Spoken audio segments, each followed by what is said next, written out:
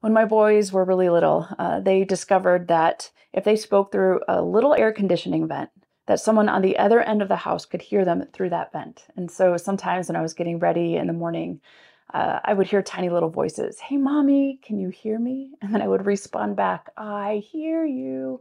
And then they would laugh and giggle, and we would go back and forth. And they were always so shocked that I could hear them. And I think when it comes to the prayer life, we wonder, hey, God, wherever you are, can you hear me?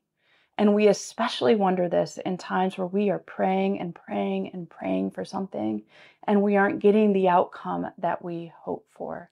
And yet, in our verse of the day, Luke's Gospel, chapter 18, verse 1, Jesus tells the disciples that they should always pray and not give up.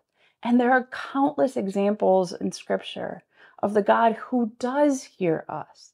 And so perhaps prayer is not so much about a transaction, but maybe prayer is more about a relationship and the grace of God that is bending our will into the will of God. You see, in Scripture, we discover that God is a relational God, that God does hear us.